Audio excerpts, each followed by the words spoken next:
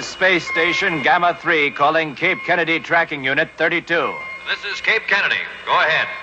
Space Central from Gamma 3. Routine video weather report. Ready to transmit on channel 5-6. Solar magnetic influence at minus 03.62.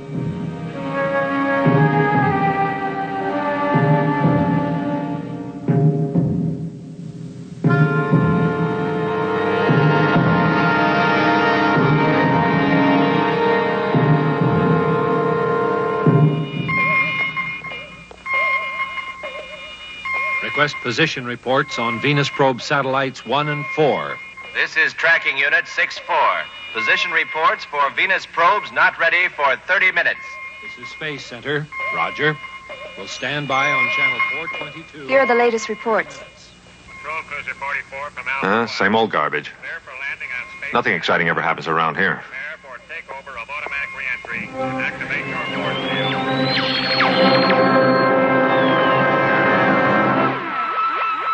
What's wrong with board number 4? I'm getting a lot of abnormal interference.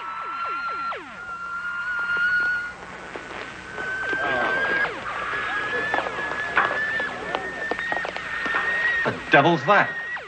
Increase it to 20 magnification and project it. Yes, sir.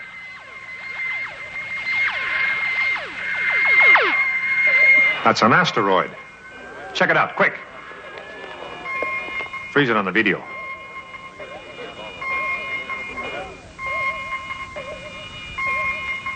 Have you got that course figured yet? Here it is, sir. A collision course with Earth. Rocks from space on this episode of Destructomundo. It's on, it's on. There's no sound. Play with the rabbit ears. Reports, incredible as they seem, are not the results of mass hysteria. Mass hysteria. What do they think we're imagining all this? Destructomundo. From witnesses to the effect that people who acted as though they were in a kind of trance were killing and eating their victims prompted authorities to examine the bodies of some of the victims. Medical authorities in Cumberland have concluded that in all cases the killers are eating flesh. The people they murdered. Repeating this latest bulletin just this month from Cumberland, Maryland. Civil defense authorities have told you that murdered victims show evidence of having been partially devoured by their murderers.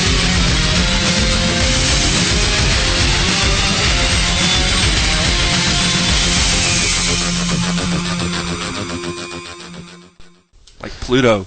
Pluto. You know, we're sending a ship up to check out Pluto to find out whether or not it's an asteroid or a planet. Right. It's a planet. It's got a moon. Yugoth, yeah. It might be. No, we can't even go there yet. It'll get intercepted halfway by the brain cylinders and vanish somewhere in the It sucks when you're. What's the belt? The Kuiper belt. Kuiper belt. Yep. I wanted to say Kyber, but yeah. There's the Kuiper belt and the Oort cloud. Oort cloud. Yeah. Lots of stuff, and then tons of crap out there. There's a lot of rocks out there. Well, there's always a scare that there's going to be. I mean, some scientist is saying. Yeah. Every couple years that there's a giant asteroid heading our way, and it'll miss us by 5 billion miles. 5 billion miles is. I'm exaggerating. I'm exaggerating, but it's always it's not like it's gonna miss us by an inch. Well, yeah, but astronomically speaking, it's close. Miss us by an inch. That would be cool. You're standing there. An inch. Yeah, this rock just kind of hovers like above off the ground. No, Santa. Everything just shakes a lot. Like, whoa, that was close. Yeah, it would even really suck if it was really small. You can. I think I saw it. What was that? But yeah, there have been people that have been killed by meteors. I mean, like stuff just coming down and hitting them. But if you survive and find it, you can make lots of money off of them. Yep. Well, you got to try to intercept them before they hit the planet, though. Except for the guy in what was the guy's name in Creepshow? The guy in the Blob. And then the guy in Creepshow was Stephen King. Stephen King. Yeah, that's right. Stephen King, but what was his name? And then I can't think of it. But yeah, he finds the rock, comes down from space and lands, and he gets it. He's like, "Oh, a meteor!" He's like thinking, "No, I'm going to be rich." He takes it into the office. He's thinking about it. He turns into a big swamp thing. Or something. He hands him like some money. He's like, "Hey!" But then it breaks open. And he's like, "A broken meteor," and the guy's like, "A broken meteor? It ain't worth anything. Maybe $10, right?" And then it's got goo inside of it. Yeah, doesn't he like sprout? Then he turn into he gets on his skin. Right, And he the starts, goo like growing grass starts to grow like a plant matter. Yeah, he turns all into over swamp him. thing. Well, Or a shambling mound. Shambling mound, more like it.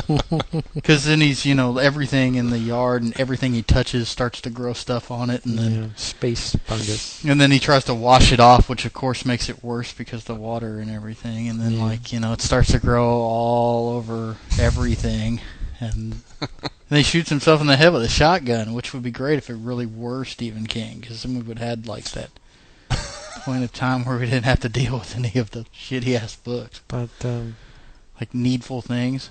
But yeah, the blob started as a small rock from space.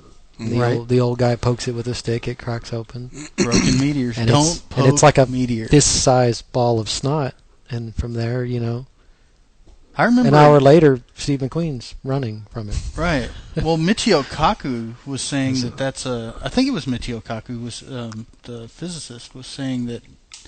Not the other Michio Kaku, right? Yeah, it's not the evil Michio Kaku, which is he's a bellboy at a hotel here in town.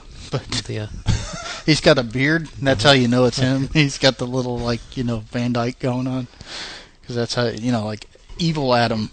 Adam has his Van Dyke. Now he's shaved off his side, so we know he's the evil Adam.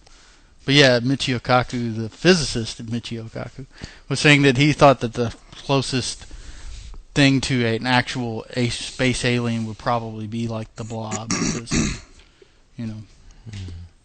or single cellular, a giant protoplasmic. Right, rather than being like a humanoid with ridges on his nose. Or That's what they ran that, into on the Red Planet, right? The movie Red Planet. The Angry Red Planet. Yeah, the Angry Red Planet. It was like a giant blob that Yeah.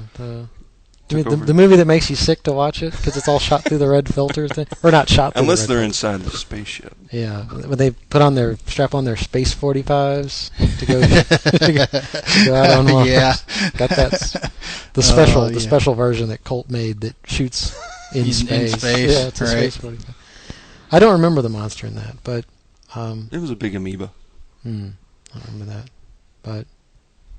Well, so there's a precedent if you so that I was gonna say that rocks from space don't have to be giant to cause mayhem. No, because the one in the Blob is like it's like smaller than a basketball. Well, they have to be giant to wipe out the dinosaurs. So.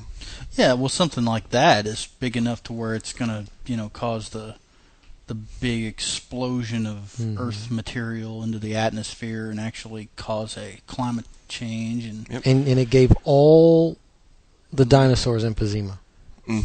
Right, and then light everything on fire. That's why you have to intercept it in space. Well, that's why you send out part of the Bruce Willis and all those guys up there to blow it up. Oh my God, that's a movie talking about shoot. Was that Bruckheimer? I don't know. I mean, there was all those asteroid I forget movies. Which one's which. Wasn't there like that one, and then the Space Cowboy movie with Clint Eastwood, and then right. But they weren't going after a rock from space. They were going after that. They had that big. It was a satellite from Cold War. I know they were going up there for some inside reason. of it. And that's right. Oh, that was stupid. God, yeah, that sucked. They didn't want to let the old men in space, but they were the only ones who know how to do it. Well, how do you intercept a giant asteroid, though? Well, I mean, I guess there's two different kinds. Because I thought about this. You've got a giant rock that's really heavy, and I guess you could shoot up a rocket that would explode next to it and change its trajectory. But what if it was just a big, giant, 200-mile diameter cinder, and if you blew it up, it just turned into a bunch of little ones that still would come down and rain on Earth? That's screwed. What I would think. But apparently, it would be like Missile Command in real life. Well, apparently, Bruce Willis, was such a superior drilling person. Or not Missile Command, but asteroids. Well, he went up there. The theory was that the smaller pieces would break up in the atmosphere. Well, he said that it would split in burn half and go around the the Earth. Like it was supposed to split in half like a V, and one side go around Crack this way, down the and middle. one side go around the other way, and there was a time period in which it had to happen before it would hit the Earth. Yeah. But they had to drill down and stuff it full of nukes and blow it in half. And he had the actual handheld button mash nuke. It's like a Claymore detonator. Standard issue. Right. All astronauts. Yeah. I remember. Yeah, years ago when the Army developed that nuclear bomb that you can detonate with a thumb switch. Sure. Just in case they needed those. Well, absolutely. That's the John Wayne way to light off a nuke. Is a big red button on a handle that's portable. Are we ready? Everybody No, ready? actually, the John Wayne version would be to pull the pin out with your teeth. Well, right. And then kick it. Sure. Kick it at your enemy. Throw it down the stairs. But that'll learn you. So, well, yeah. I mean, I don't know. I guess if you obviously if there's a huge space rock hurtling towards the Earth, we're not going to be surprised by it. No, they're going to. I mean, that's the whole premise is like they're going to know about it a long. Well, unless something, if it's something else causes its course to suddenly alter, like gravity, like intelligent falling. Right. Brain bugs. God pushed it. Yeah. There's no such thing as gravity. God is pushing us to the ground. Gravity's a theory. But I mean, I'm just saying, if it's on its course through space, right. We're not going to be surprised. So they'll have the time to. Well, but the thing is, they don't have any sort of vehicle suitable for it. What's wrong with the shuttle, man? Other than being ancient, 30 years old. But you know what I mean. So it's not like they're gonna. We just got to get this together, and you know what I mean. So there's been a bunch of scientists for years now who say that it's a realistic enough threat that they should at least start seriously thinking about what to do if it happens. If they're going to try to shoot some sort of nuclear rocket at it to blow it up, or they're going to have to try to send something out there. But I mean, it's not like we've got ever how many years or whatever before it hits. They're going to have to start from scratch because there's nothing really right. Just start one of those in the pipeline, so to speak. That could be adapted. Really, they're going to have to design something, and how friggin' long that takes. Right.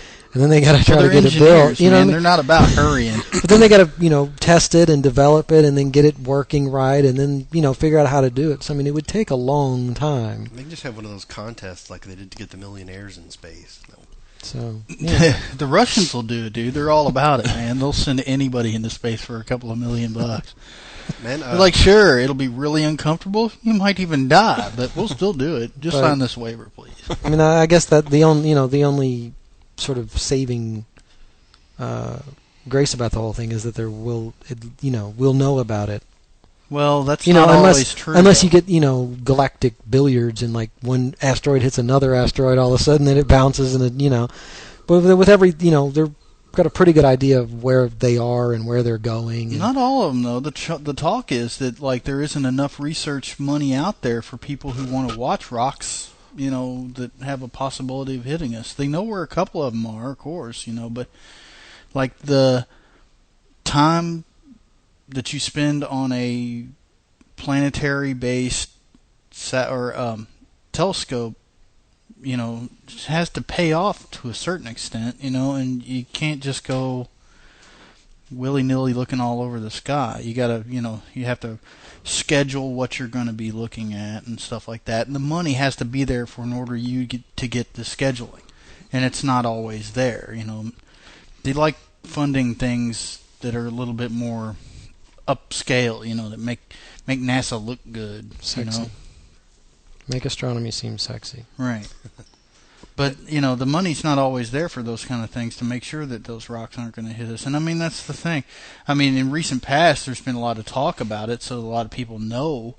And then, it's not such a wild theory that we want to get hit by something like that. And people are willing to back, public policy. But all the same, I mean, when was the last time that you heard anybody in the government say anything about the space program?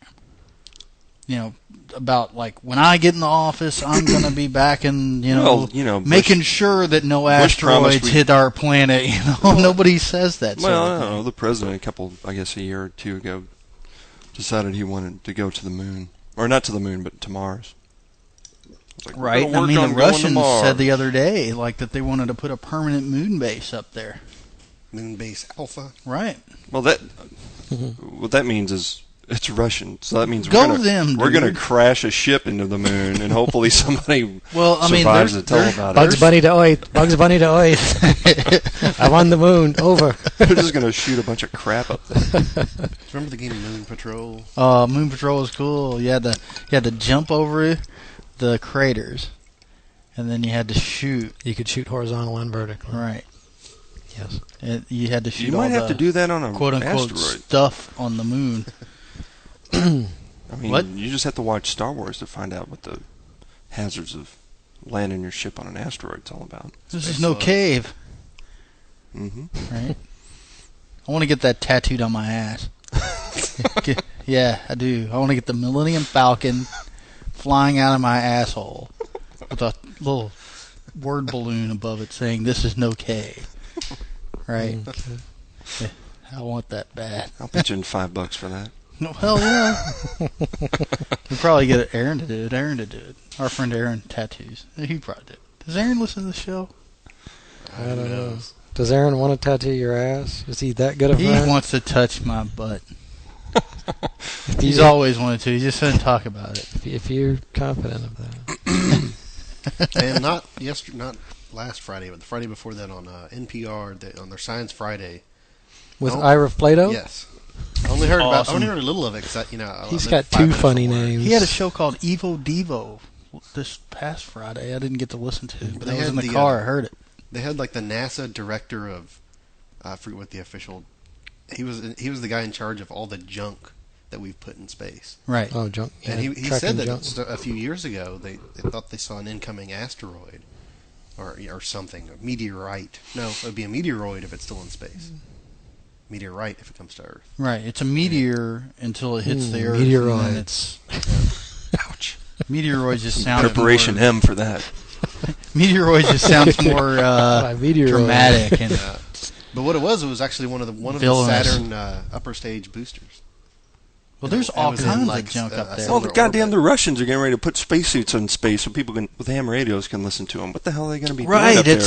They're throwing a spacesuit out with a radio transmitter in it. And they're like, well, what the hell, dude? I mean, at least they're thinking. I mean, for the most part, in the last 20 years, the Russians have really done more in space than we have. They've had a permanent orbiting satellite made of wood. I mean, I don't know if that's something to brag about. Well, the thing is, the Russians thought about this stuff. I mean, we spent millions of dollars to figure out how to make a pen that would write in space. And what did the Russians do? They used a pencil. We should have used crayons.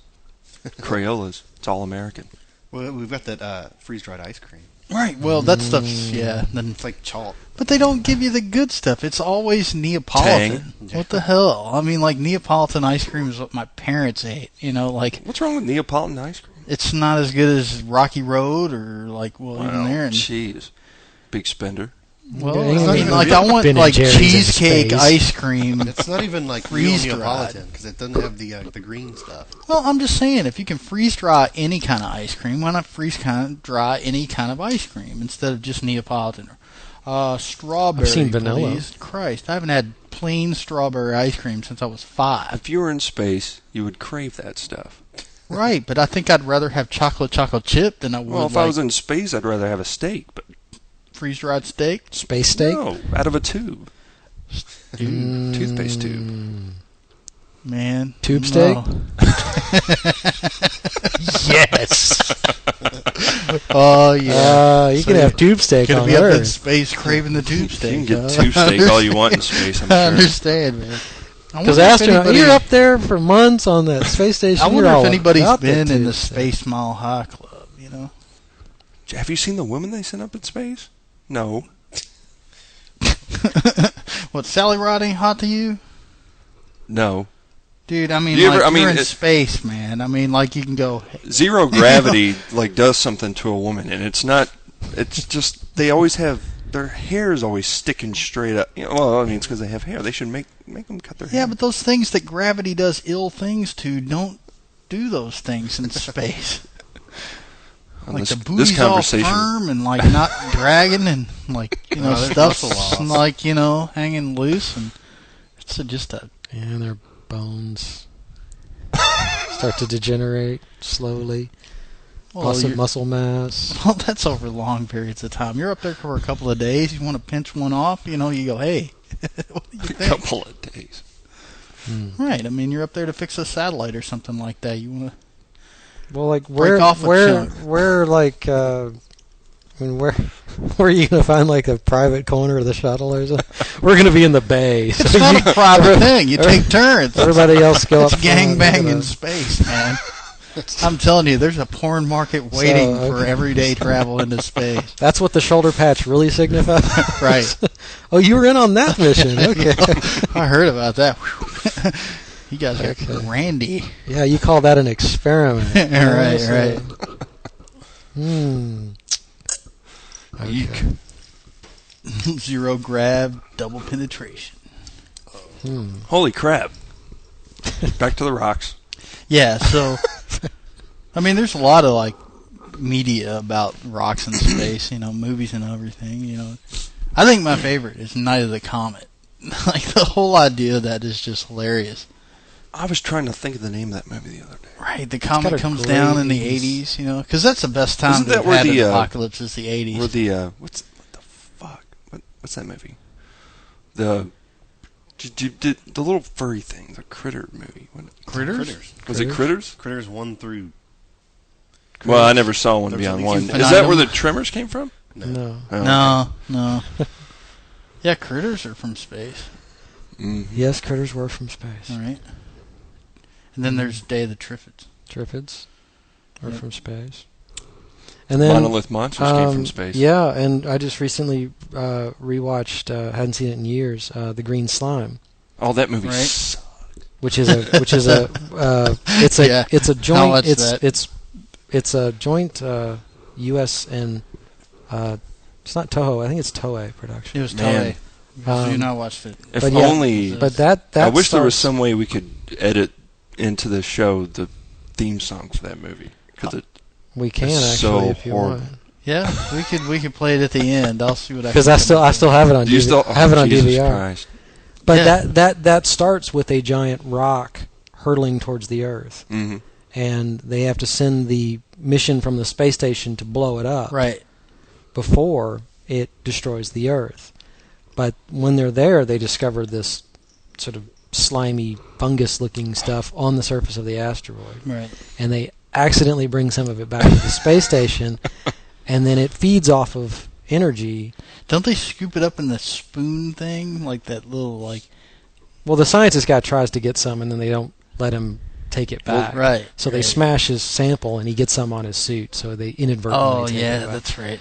And then when they're decontaminating the suit, the energy from the decon unit, like this stuff starts to reproduce massively and turn into these like one-eyed tentacled things that feed off of like. They're awesome. But it's got great set design. It's got great costumes, great music.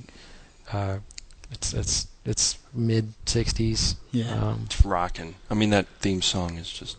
It's a friggin' great theme song. But it's got Richard Jekyll in it, who's best known as the gritty, chisel-jawed sergeant from The Dirty Dozen. Right. And Blonde and it's got I can't remember her name, but it's the redheaded Italian chick from Thunderball. Right. The ones that she's hot. Yeah. But yeah, that's another, rock from. See, that's a variation on they blow the rock up. They save the Earth from right, that. It's gonna crash and make all kinds of monsters.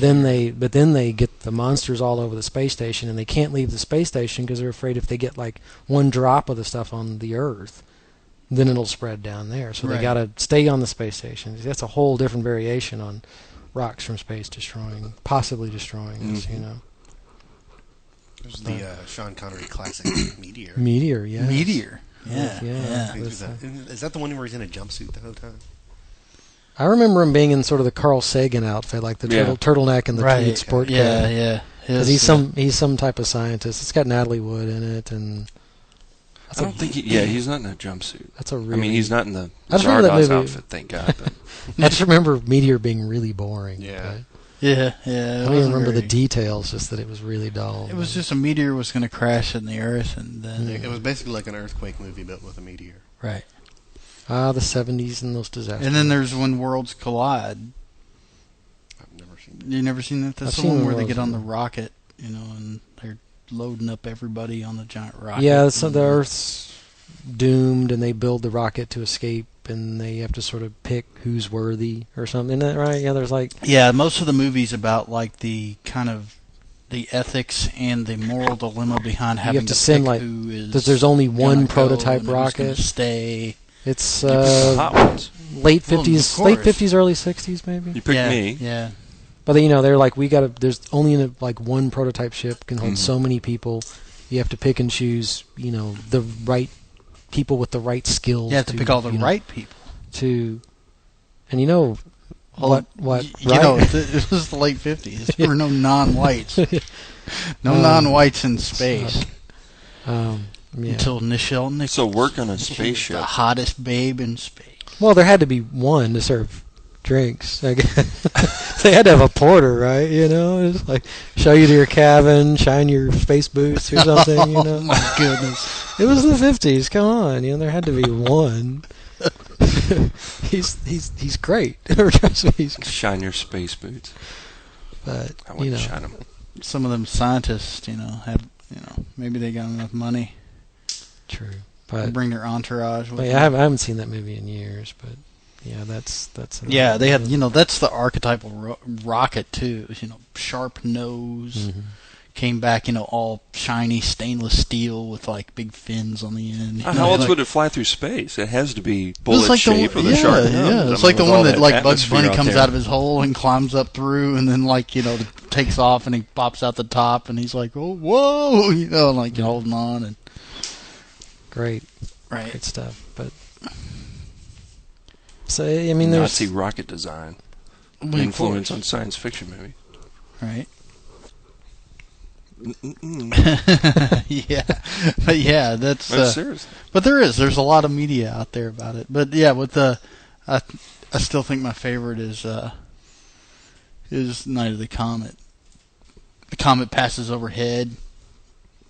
And if you're not in a metal building or surroundings, if you don't have metal all around you, then you just turn into dust.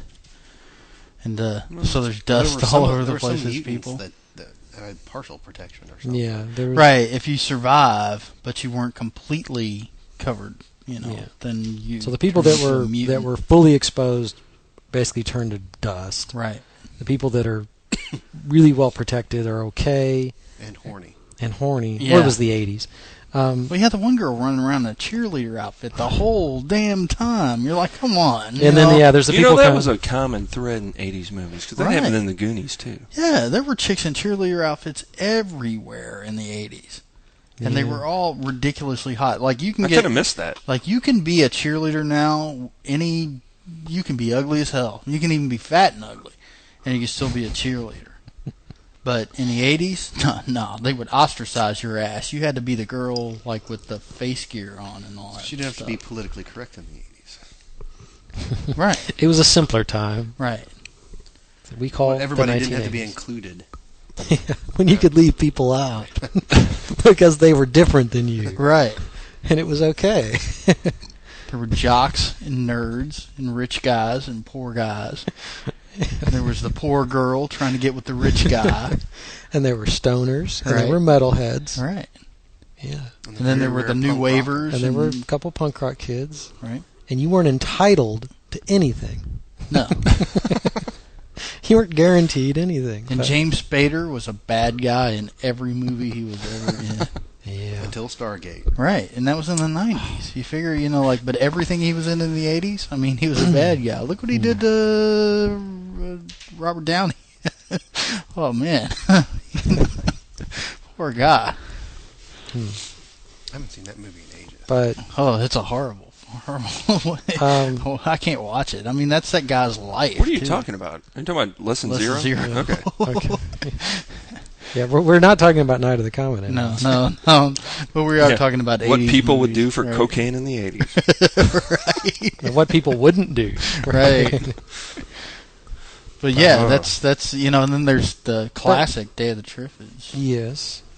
Which is it's more about like the Triffids than it is about the actual meteor or the asteroid meteor shower that strikes Earth and the meteor shower strikes Earth and blinds pretty much. Well, in the movie, the meteor shower there's like this amazing, like once in a 10,000 year opportunity, this amazing meteor shower. Right. It's going to be the most amazing thing you've ever seen, and everybody in the world that can see it has heard about it, and they're like, we got to watch the meteor shower tonight. And in the movie, the meteor shower, everyone who watches it gets exposed to some weird cosmic radiation, and they're blinded. And also on the meteors are like the seeds of the Triffids, which are like intelligent, semi-intelligent, mobile carnivorous plants. Right. And they populate and reproduce and grow quickly. So then there's these mobile flesh-eating plants roaming around, and 90% of the population is blind, so they're just all getting mauled and eaten. But in the book, actually, the Triffids are already here. And aren't they an experiment? Yeah, they're in like a government lab, and the people get blinded, so then they can't maintain them, right. And the Triffids sneak, like they sort of break out, right? And then they, start eating people and reproducing wildly, and so the handful of people that didn't get blinded have to fight against the Triffids. And there's that one guy that's like the sort of. But leader. it's a good movie and a good book. There are differences, but which is why like I'll never go out and watch a meteor shower. They may be totally cool, but I'm thinking, no, right. No, I'm not going to be that guy. Wait a second. We watched the meteor shower up in D.C. That's in right. the middle of a cemetery. Right. We watched the meteor shower in the middle of a Civil War cemetery in the dark. When we were staying at that place. Right. We stayed in a house across from a Civil War cemetery. That creepy haunted place. And it was pretty... Yeah, old Civil War cemetery. I guess we were tempting fate doing that. And we were drunk. And in an open cemetery in the middle of the night. Right. In the backwoods of Virginia. Yeah, that place was creepy. With meteor shower. Creepy. We're lucky. Luckily you didn't have any hot chicks with you. We were lucky. Totally lucky we didn't have any hot chicks. Yeah. Damn. I'm glad we told him to leave. Right. Because we're going to go across the street in the cemetery and watch the meteor shower. Get out of here. But be warned, if you go watch meteors, you're just rolling the dice. Man. Right. You can get totally blinded, and then if you see one come down, don't go poke it with a stick. Nope. You don't want it broken in half. No, you don't want that. Well, we're going to take a break here for a station identification. This podcast is proudly listed at podcastpickle.com.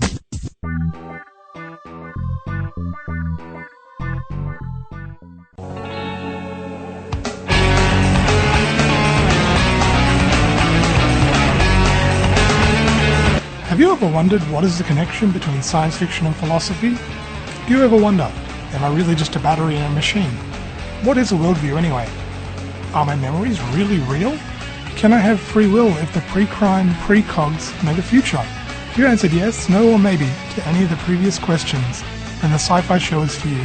The show that deals with those interesting questions about life, the universe, and everything, as found in science fiction. And no, the answer is not always 42.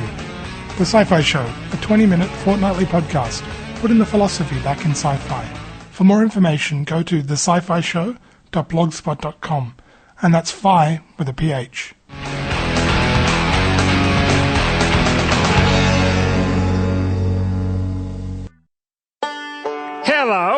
I'm Wichita Rutherford from 5 Minutes with Wichita, and I'm here to tell you about the Podcast 411 podcast.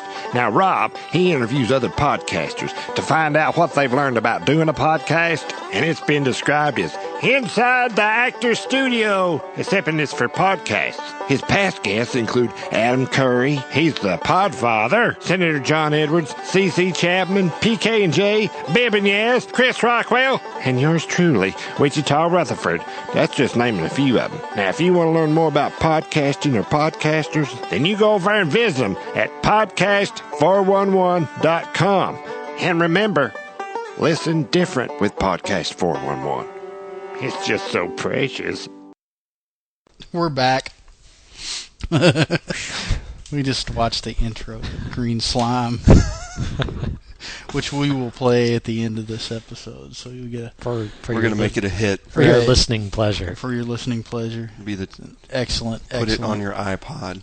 It's got to be. Excellent intro to an excellent movie. Very, very good. I highly recommend it. Right. It's one of my favorite movies about big rocks out in space. Which there are a lot of. You know, there's, of course... The moon. Right. There's... Yeah. And Mars. Well, there are, like, movies where the moon comes crashing into the world and stuff. And then there's, you know, we've talked about it before, but we've already worshipped Thundar. Thundar. Yeah. Yes. Moon cracks in half. Atmosphere tears apart. Because a comet comes between the Earth and the Moon, hurtling in between the Earth. Hurtling between the Earth, yeah. So, see, yeah. Yeah, there's all kinds. You don't know. It could hit the Earth, or it might not. Wasn't that a popular doomsday scenario for a while, where like a comet would approach fast enough to steal part or all of our atmosphere? Not a comet necessarily, but it was on Thundar. Yeah, I mean it happened on Thundar, but I think that was like somebody said it was possible, and I don't know. I seem to remember it being like the kind of a... Think of messing around with our Van Allen belts. Yeah. Right. Well, I read an article the other day that was talking about like how the North and South poles were getting ready to swap, poles. Like it had happened before. So when it happens, we just have to hold on? I don't know. I think it has to do... They tell us and we just tie ourselves to chairs or something. Does that mean south becomes north and north becomes south? Right. The magnetic poles just... It's like shit. So what's going to happen to the whole phenomenon of tea versus sweet tea? I don't know. What about the Hollow Earthers? Dude, I don't know. Maybe they were behind it. That would be like a big maraca. They have that, core sitting down in the middle of the Hollow Earth. The sun in the middle of the Earth. Mm-hmm. Maybe it has something to do with it. I don't know. But, yeah. I don't think we need to worry about it. I'm not going to worry about it, at least. Well, so we've talked about, like, Meteor and Day of the Triffids and Night of the Comet and... What was what? Armageddon. That movie where, like, I think it was like some meteoroid or meteorite falls to Earth, and it's like these rocks, and whenever they get like wet, they grow. That's the monolith monsters. Yeah. Monolith monsters. Right. I haven't seen that. And they grow. They just grow, and then they fall over and break. and then it rains again, and they grow. Yeah. Great stuff.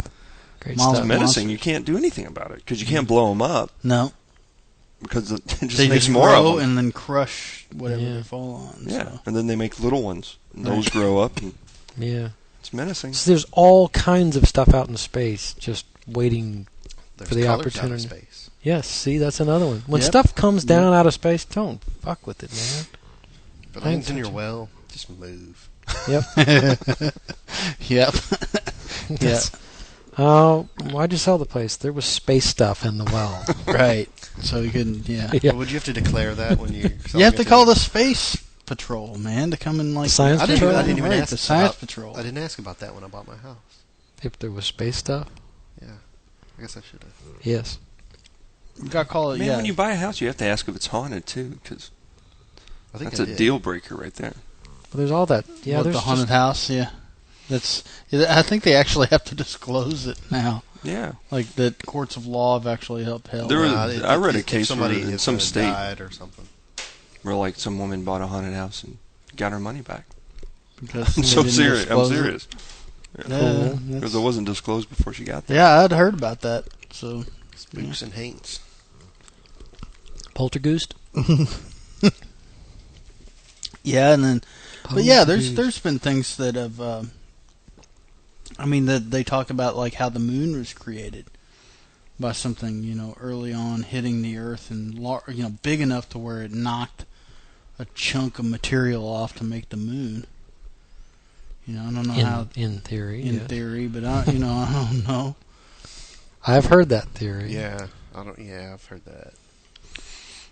But that doesn't really explain other moons, like the moons of Saturn and the moons of Jupiter, which there are many, many of, because those two planets aren't made of chunks but of yeah, rock. there's without, I'm sure there are people who still choose to contest it, but it's, pretty well established. It may not have, 100% been the sole reason to explain the extinction of a large portion of the dinosaurs, but there was a huge meteor impact that was directly linked to that. There were possibly other contributing factors, but right. So it certainly has happened before. And there was another extinction a few 100 million years before that was even more dramatic, that is still they're not unsure of some of the details on that, but it's partially the crater from the one linked to the dinosaur extinction is parts of it are on the Yucatan Peninsula, right? And the crater it's extends in the out. Water. It extends out into the Gulf, but right. Parts of it, a section of the crater rim, are actually on the Yucatan Peninsula. And there's a part of Europe that's a depression that they believe is also a crater impact too. That's like a part of France, perhaps, I think. It's like it's in a geological formation or a geographical formation, but it's crater shaped. It looks just like a crater when you look at it from a. So there's tons of shit, raining down on the Earth every single day. Little here, little there. There's stuff, it's a regular thing, but obviously there's a historical precedent for big friggin' rocks coming out of space. Right, and even the Bible talks about fire and brimstone, falling from the heavens, coming down straight for us. So obviously something like that would have had to have happened for somebody to see it and go, "Hey, that's bad." That was flying. That was flying saucers, though. Well, yeah, And with death rays. Death rays. Flying saucers with death rays. Mm-hmm. Well, what about that big chunk of something that flew into Saturn not too long ago? That was a piece of a comet, wasn't it? Yeah, that was a part of a comet. Was it Saturn or Jupiter? That was Jupiter. It was Jupiter. Yeah, that was It was like half. It was a handful of pieces. Yeah, pieces of a comet. It was like 9 pieces. The Heaven's Gate people went up. That was the Hale-Bopp comet. Hale-Bopp comet. Yeah. They went up Heaven's chimney. And then there was the Shoemaker-Levy comet that hit Jupiter. That was something else. That thing just broke up and hit that. That's what we were talking about. Yeah. The Shoemaker-Levy comet? Mm-hmm. Yeah. Mm-hmm.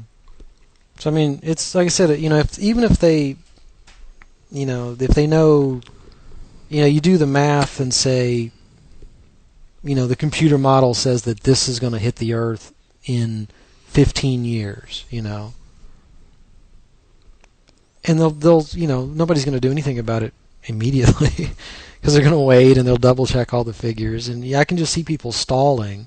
Right. And it's going to be one of those things of there's going to be some egghead dude freaking out going, "We've got to do something," and they'll all treat him like he's a lunatic. Right. Well, NASA's not this immediate response able. They're not the science. They're not the science patrol. Right. They're not able to go. We're going to go now. They don't have Ultraman on their side. They're a bureaucracy. They're they get funding. They so that's what I mean. It's like years in advance. If they do determine that there is some big chunk of rock, hurtling towards the Earth, I can't imagine what the hell anyone could do about it.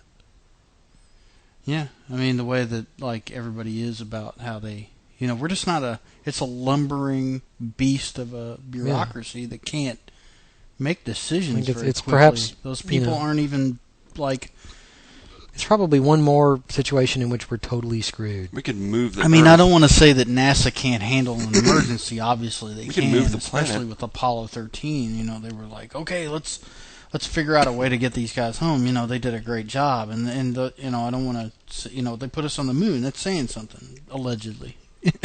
According, they put us on a soundstage, right? And you know, but hey, you know, those guys can get us out of an emergency, but it's an emergency that's in progress. It's not one that they can. I don't know if they're up to the task of getting something in the air, you know, and into space. And yeah, that's what I mean. It's like there's not like that quickly. Oh, you wouldn't rely on the NASA to do that. Who would you rely on? Let SAC do it. Student Activities Council. You think so? No, let the Air Force do it. They've got lots of missiles. Strategic Air Command doesn't really have like anything that. Yeah, but if you want to space something manned, Space and Missile Command that we know of, Swings, right? They don't. You know, we'll have to. They'll go. Okay, we got to break out the alien technology and. Or have everybody on one hemisphere jump at the same time and just China? knock the Earth out So of it. Nevada out of Test the way. Lab have all them send up Chinese all their jump at junk. once, Yeah. and then China falls through the crust of the Earth. Well, that into might a move us molten- out of the way. It becomes Morlocks. Cool. All the Chinese become Morlocks by jumping up and down on the Earth and busting a hole in the crust. Because China's soft. You know, their soil's kind of soft. They grow a lot of rice, you know. So they jump up and down and sink into the Earth, and then They get stuck. And then I guess. and then they make a pact with the Hollow Earthers. yeah, and then we're Then we're screwed because totally there's screwed. like 1.1 million. Well, there's 1.1 billion of them. So Well, how many Hollow Earthers are there? I don't know. Half dozen, maybe? I don't know. I would say more than half. I wasn't there very long. The Earth is bigger on the inside than it is on we just the flew right outside. through, so it was in one end, out the other. So. We only live on the surface. They have the whole inside of the Earth. You know. We're in here, hanging out on the outside of the Earth. They're like, Is the surface area on the outside of a sphere larger than the surface area on the inside of a sphere? No, it's actually smaller. On the outside? Yeah, the inside is smaller. That's what I mean. They have less space on the inside. I'm thinking about like if you filled them up. You're just thinking about Get some filling bowl. the whole globe. Right, like pour them all in the North Pole. Cool. That's my kind of science. There's no questions left. How do they do it? They just do it. That's my kind of science. I like that stuff. So yeah, but I think I think if they if they do sort of come up with this and these scientists will be like assured like okay all the computer models say this thing is going to hit the Earth in 10, 20, 30 years, ever how long. I don't know what the fuck anybody can do about it. If there's a chunk of rock, It'll be up to private citizens to 2 build miles a across, rocket ship in a hurtling- junkyard That's what and I'm get saying. up there. That'd be the millionaires, Andy, just like getting the it's like millionaires. Salvage One. What's that? Yeah. Salvage One with Andy Salvage Griffith. One. Head to the junkyard, build a rocket. The Oh, junk, yeah, the dude, junk if rocket. Andy Griffith can't save us from the apocalypse, The then junk nobody rocket. can. If he's involved and he can't save us, like if He's motivated. If he's a main character in the apocalypse and he can't save us, we're totally screwed. Build a rocket out of junk and go to the moon. Right. Yeah. And eat Ritz crackers. And they even it was bad enough when it was just a movie, and then they made a series out of it. Right. How could you think you could stretch that into a series? I don't know. Remember the one with the robot? He was worse than Mr. Ring from The Night Stalker. He was that bad of a robot. Well, but- there were some bad robots in the 70s. I mean, there was like Tweaky from Buck Rogers. Buck Rogers. Well, yeah. And then there was the what's it called from Battlestar Galactica? What was that thing? Daggett. Muff? Yeah, the Oh, Daggett. Yeah. The Daggett. dog or whatever. Muffy the Daggett, right? Robot dog. That was a chimp, really. Was it really a chimp in a Yeah. dog suit? Or, Yeah. It was a chimp in a What? robot suit trying to pretend. chimp. So it was okay, let me get this straight. It was a monkey How pretending to be a robot, pretending to be a dog. Man, that's my kind of science fiction right there. It was an ape pretending to be a robot dog. Well, but the dog... No, it was an ape pretending to be a robot programmed to simulate a dog. Right. There we go. That's my kind of science fiction right there. Right on. That'll just run rings around your logic, won't it? None of this makes any sense. Well, there's all that stuff like Ted was talking about, like all that junk floating around, like up in the orbit. All kinds of shit. What if all the junk comes down at once? What if, like, suddenly it all just stops floating? Most of it won't make it through the atmosphere because it's too small. So, but like, the thing is, there's a big to do over the Pluto probe because it's powered by plutonium. What are satellites? Right. All satellites that we send out are powered by uranium or plutonium. That's not new. No, but I do remember that that happens every time they launch a space probe. The shuttle mission. Somebody protests about the fuel on the space probe. The Venus probe? Well, That's always. I mean, is the Pluto probe going to be as bad as like the Venus probes? Because man, I don't think it has a claw. All that stuff. I mean, you got like the $6 million Voyagers and man Magellan. That was all powered by nuclear fuel. Right. And they protest every time they get launched. The thing is, it's okay to send them out. Just don't bring them back. Right. I don't know what they're complaining about. They're like, well, we're going to pollute space with radiation. The comet. Because it's really... As if space doesn't have enough radiation. Yeah, because if you get outside the Earth's atmosphere, it's really nice. Yeah. Holy shit, we're sending radioactive stuff up into space. A gigantic hydrogen bomb, like giving you heat during the summer. Yeah. It's like, you're worried about radiation. You won't be instantly fried by cosmic rays. Right. And stuff they don't even have names for. Well, the Pluto probe's using and it won't turn you. And it won't turn you into the Fantastic Four. It'll just kill you. You don't get superpowers. You just die. You just get lymphoma. I can't stretch or anything. I'm just dying. You know. Yeah, I'm bleeding out my eyes, and I can't stretch or anything. But or you might turn into the Human Torch, but only once. I mean, the thing slowly. But they do that. They play up the card of like the Thing being, well, man, I'm the one that got all deformed, even though I'm super strong and made of rock. But no one will ever love him, except for his blonde girlfriend. He's Michael Chiklis, man. The guy's kind of got, not a whole lot going on anyway. And then you go, then it becomes a rock. Well, it's the Thing. It's like, he's big. Yeah. He's orange. I don't know why he's an orange rocky guy, but yeah. I don't know. But yeah. But right. Cosmic rays aren't going to do you any good. They're not going to. No. They're not. So it's okay to send stuff for you. You can send stuff. Just don't bring it back. Right. Yeah. Because either it goes crazy like the Venus probe, or it brings stuff back like Andromeda Strain. Well, they had the. Well, we've got those comet dust thing. They brought the comet thing back. It actually didn't crash this time. Right. It didn't bury itself into the desert. We didn't have 8-hour news Yeah. coverage of the shit falling from space. Oh my god!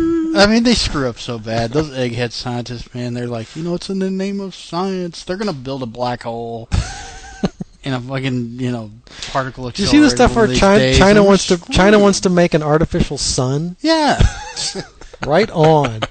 You fucking go for it. They want to build this weird super fusion reactor. Well, I remember some of the scientists that were involved with Oppenheimer with the Manhattan Project. They were worried about we're not really sure what's going to happen here. I mean the atmosphere might catch fire.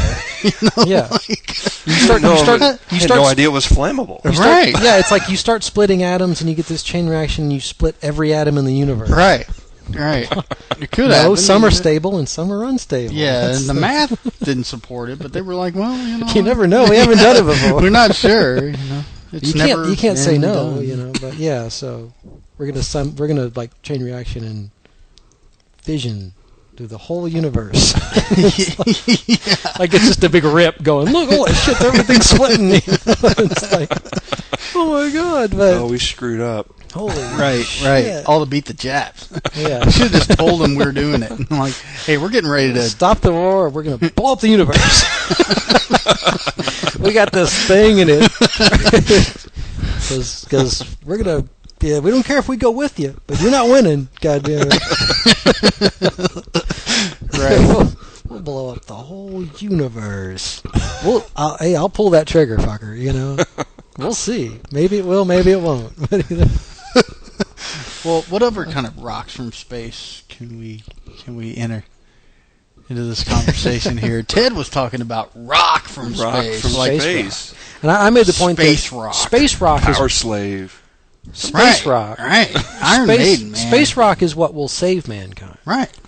If rocks from space will kill us, space rock. Is Triumph still around? Because they're the only ones that can wield that kind of energy. When they ride a flying V through the cosmos. Right. With Rick Emmett at the I helm. used to think that was the greatest thing ever, like when I was a kid, all the great album covers of the 70s with like Boston. Yeah. With like the flying saucer. Like the flying shit, the Flying flying guitars city. with the city, Yes. in the bubble, because apparently, with the earth blowing up behind it, like it was, apparently it blew up, and then, like all the cities took off and giant guitar shit. and giant guitars. That's because rock was what was powering them into outer space. Yes. Well, this is great. They could have had like a fight with the Journey bug. Yeah. Those were the days, weren't they? Yeah, and then Triumph was just riding around in space on they a were white like flying V. like silver lame suits, standing on a flying V, flying through space. There could have been like a whole genre of sci-fi. Like Based around crappy bands in space. right, fighting each other. Or fighting. And then ELO, of course. ELO, Crappy bands in space. They had their album covers. What about the Alan Parsons Project? And Alan Parsons too. Yeah, which I think was a hovercraft. Oh, if you get that reference, you're cool. Oh yeah. But that's a good one. The Alan Parsons Project. Okay, but no, space rock will save mankind. It'll be like there's a rock and roll from outer space. Right. What's some good rock from space? Well, I mean, there's I'm regardless thinking, of what it's about, Iron Maiden gotta give it up to Maiden. Are they from? They're not from outer space. No, I think they're from England. No, but if they're from somewhere. I was thinking. I mean, I think rock and roll from outer space. I think Ziggy Stardust. Right. I mean, it's the tale of a alien who comes to Earth and becomes a rock star. Inspired from Mars. Yeah. Right. Or any other sci-fi rock. I'm sure there's Bolt Thrower fans out there. Bolt Thrower. Bolt Thrower is great. Well, they sing about Dungeons and Dragons. Are there any bands? Are there any bands that actually? Bolt Thrower was all about Warhammer, various Warhammer products. Are there any bands that actually claim to be from another planet? Gwar, that's right. Gwar's from another planet. Gwar is from. Yeah, they were from Antarctica. They crash landed on Antarctica and that's right. Then moved to Richmond, Virginia. By Sleazy B. Martini. And they moved to Richmond, Virginia. Yes. Right. Which is apparently better than Antarctica. I don't know. Right. Well, then depends on your standards, I guess. Well, like Sylvester Hyman, the girl in Gwar, she did the whole Tesla experiment thing with the Tesla coil and passed like X 100,000 volts through her body. She was the first girl to have ever done it. Okay. And yeah, but Gwar, yeah, they're from outer space. Who else was? Well, I don't think Gwar is going to save mankind. Was Wasp from outer space? No, they were from outer space. No, I'm drawing a blank. I don't know.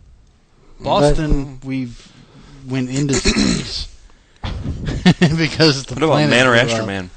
Man or Astro Man, they're great. They might be from outer space, so they might just be, Did they ever? I don't think they. They might be trying to go to outer space. No, I don't know if they wear space suits. They're battling like all the aliens that we're talking about, like the green slime stuff and stuff like that. They're about it. So if you have an opportunity, check out the finest sci-fi surf rock out there in Man or Astro Man. I have every one of their albums. I played a show with them once. Man, they're great. Those guys are great. But yes, I maintain that space rock will be the salvation of mankind. We will have a full-blown rock and roll messiah from outer space. Right. Africa Bombetta Planet. Afrika Bambaataa is potentially from outer space. Right. Well, who else, man? George Clinton. P-Funk? Shit, yeah.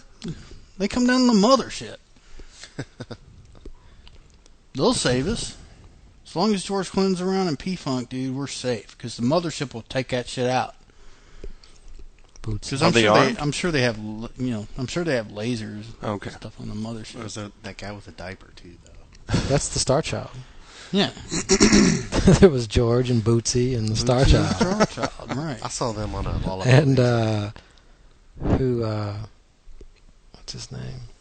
The guy that played, one of the trumpet guys, I can't think, used to play with JB. I'm drawing a blank, but anyway.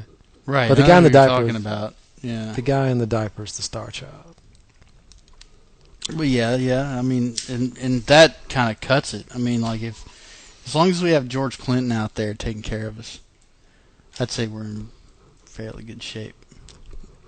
The mothership. Yeah. Right. He could provide enough of a distraction for us to get our shit together at least. Yeah. The mothership connection.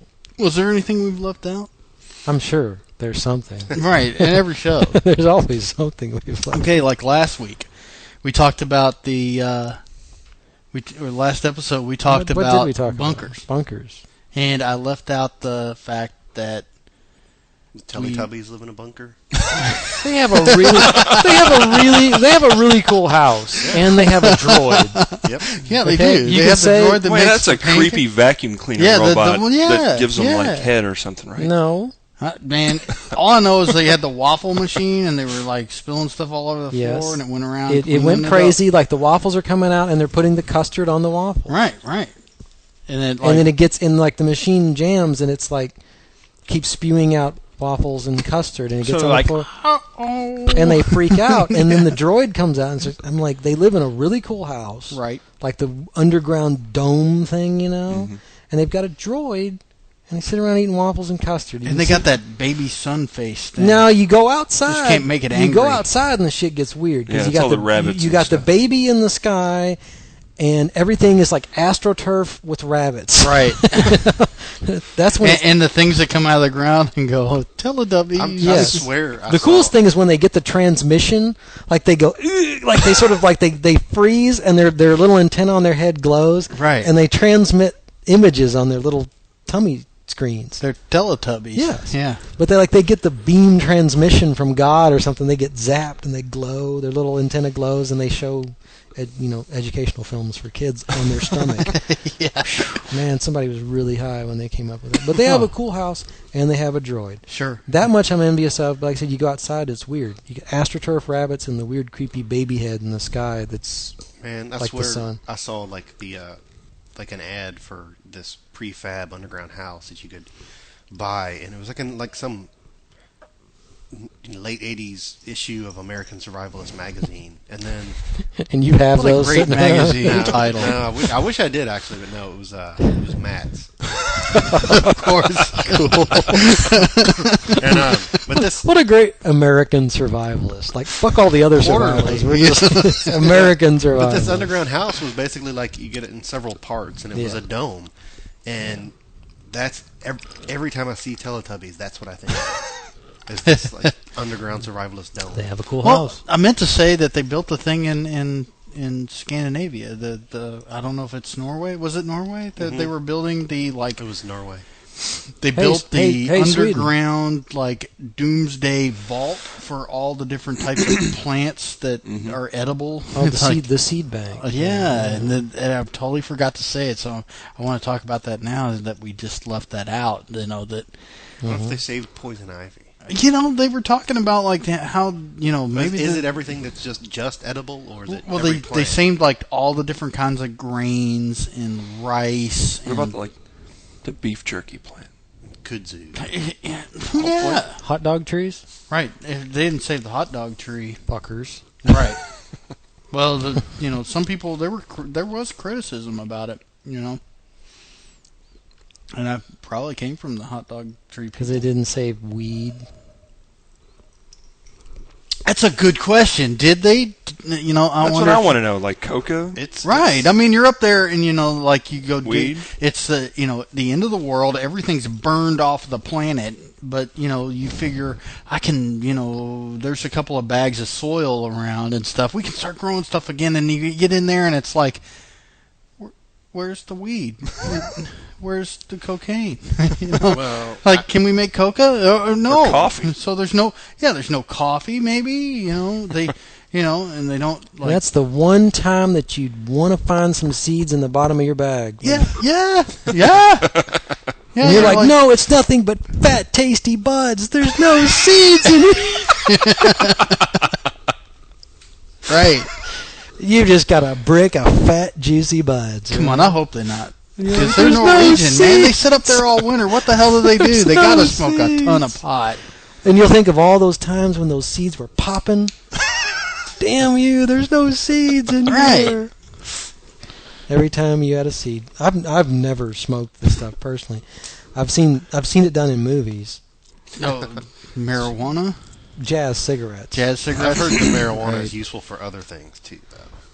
For making rope and things like that. Rope and hippie clothes, and wallets, and sandals. Man, nothing feels better on your nipples than a hemp T-shirt. Yes.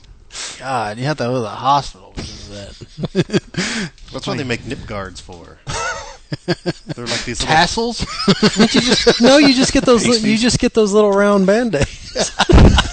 But there's actually a product of a T-shirt. It's called Nip Guard, and it's for runners mostly, marathon runners. Really? And it's these little fome things used to go. Because really? Because I've got a T-shirt. Because we used to put Band-Aids when I ran cross country. Really? Put Band-Aids on. Yeah. You 'Cause ran your for shirt? freaking 10 miles, dude, with a shirt rubbing on your shit. Yeah, You I get guess sore. that would hurt.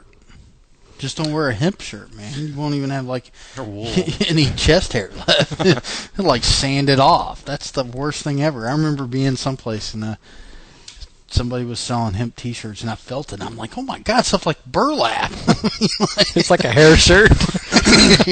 Well, but I'm good. I don't need to wear that. Yeah. If you're buying a hemp T-shirt, you probably have that inch layer of crud on your skin anyway. Or at least you can just douse yourself in patchouli. Right. Maybe it holds on to the essential And somewhere oil deep smell down, you think that longer someday than you might regular possibly cotton be able to does. smoke it. We finally got off topic. That's the whole thing. I can't believe we finally got off topic. We haven't gone off topic the whole episode, have we? God, I hate when we make that little ding noise every time we go off topic. Count how many times. Yeah, it's been an episode. There should be. I hope somewhere there's the Destructomundo drinking game where it's every time you go off topic, you take a drink. Hey, maybe that's something we can influence. So I guess this show sucks because nobody got drunk. Well, we were drinking Pimm's Well, I mean, tonight. nobody Pimm's playing the number one drinking. cup. Yeah. Pimm's. What is Pimm's? Did we ever decide what that was? It's a liqueur that was It's thought up by Mr. Pym in England. Tastes like bitters. Yeah. He owned an oyster restaurant, and for some reason he needed his signature liqueur to help business. Huh. It's not bad. We mixed it with soda, and Derek had a little bit of vodka in I put a his. shot of vodka in it because the alcohol content was dangerously low. Yeah, it's only 50 proof. Right. But it's not bad. But yes, it wouldn't be a proper show without a bizarre adult beverage. And this is going to be the first show where Detour. we're going to end with actually an outro. Right. We are going to end with the theme to Green Slime. for your listening pleasure. Yes. Awesome. And if you don't like it, fuck you. Yeah, ditto, right? Agreed. Because it's awesome. And you should see the movie because it's awesome. So, from Destructomundo, this has been James. Ted. And Adam.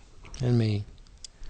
And we're going to end this with Enjoy. the theme to the Green Slime.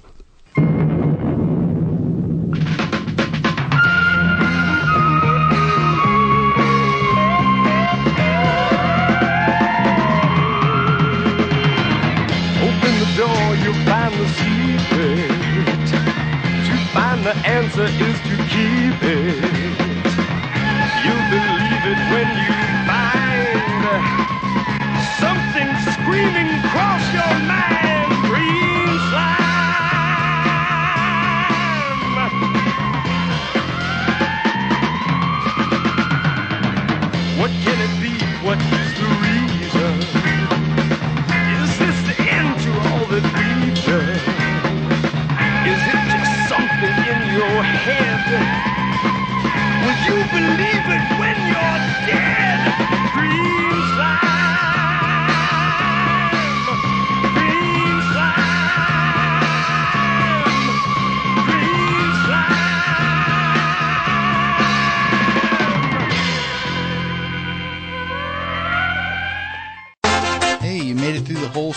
thanks for listening. Destructomundo can be found on the web at www.destructomundo.com, and you can reach us by email at destructomundo@gmail.com. Send us any questions or comments you might have about the show. Thank you again for listening.